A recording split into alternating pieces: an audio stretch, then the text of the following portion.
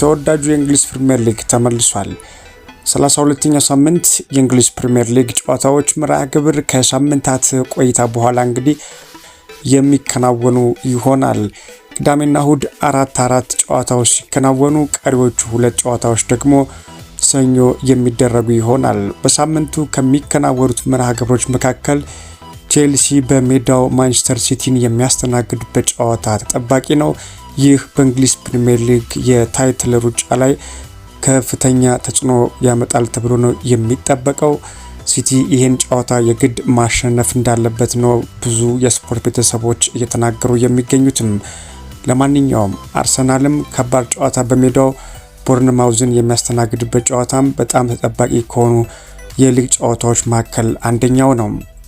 የሚኬል አርቴታ ቡድን ከ2 ጨዋታዎች ሽንፈት በኋላ በቻምፒየንስ ሊግ በማሸነፍ ጥሩ ምላሽ የሰጠበትን አካሄድ እንደምንመለከት ይታሰባል።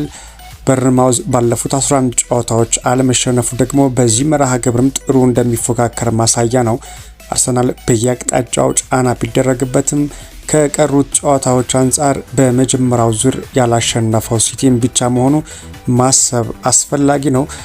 የቢቢሲው የእግር ኳስ ተንታኝ ክሪስ ሱተን ይህንን ጨዋታ ምናልባት አርሰናል በሜዳው ከማድረጉም ጋር በተገናኘ ጨዋታውን 2-0 ያሸንፋል የሚል ግምቱን አስቀምጧል። ሌላው በእሁድ ከሚደረጉ ጨዋታዎች መካከል እንግዲህ የሳምንቱ ታላቁ ጨዋታ በስታንፎርድ ብሪጅ የሚደረግ ይሆናል። ሁለቱም ጨዋታዎች ለትልቅ ቡድን የመጫወት ህልም እንግዲህ ያላቸው ተጫዋቾች አሉ። በዚህ ጨዋታ ላይ አንደኛው ለሪያል ማድሪድ መጫወት ትልቁ ህልም እንደነበረ የሚናገረው ኤንዞ ሄርናንዴዝ ነው። በዚህ ምክንያትም ዊሊያም ሮሲነሪ አማካይ ኤንዞ ፈርናንዴዝን በተመለከተ የያዙትን አቋም አልደገፈም። ኤንዞ የቼልሲ ጥሩ ብቻም ሳይሆን ኮከብ ተጫዋችም ጭምር ነው። ባለፉት ጨዋታዎች በተገመተው ልክ ያልነበረው ሲቲም ከአርሰናልና ከሊቨርፑል ጋር ድንቅ አቋም ማሳየት ችሏል። የሊጉ ውድድር ደምቆ እንዲቀጥል ስለምፈልግ ሲቲ እንዲያሸንፍ ብፈልግ ነጥብ ሊጥልም ይችላል፣ ግን ሲቲ ይህን ጨዋታ በድል ያጠናቅቃል፣ በዚህም 2-1 ያሸንፋል የሚል ግምቱን ነው የቢቢሲው ተንታኝ ክሪስ ሱተን ያስቀመጠው። ሌላው ሊቨርፑል ከፉልሃም የሚያደርጉት ጥሩ ጨዋታ ይታይበታል ተብሎ የሚጠበቀው ሌላኛው የሊግ ጨዋታ ነው። የሊቨርፑል ደጋፊዎች አሰልጣኝ አርነ ስሎት እንዲባረሩ ቢፈልጉም ካለፈው ዓመት የሊግ ዋንጫ ባለቤትነታቸው አንጻር ተገቢ አይመስልም። ቡድኑ ጥሩ መጫወት ባይችልም ባሉት ጥሩ ተጫዋቾች ምክንያት ጥሩ ውጤት ሊያስመዘግብ እንደሚችል ይገመታል። ፉልሃም ጥሩ ቡድን ከመሆኑ አንጻር ለሊቨርፑል ፈታኝ ጨዋታ ከዚህ በፊት ባደረጋቸው ጨዋታዎች እንግዲህ ለመመልከት ችለናል። በመጀመሪያው ዙር ጨዋታ ሁለቱ ቡድኖች 2-አቻ የተለያዩ ሲሆን በዚህም ጨዋታ ጎሎች እንደሚቆጠሩ ይገመታል።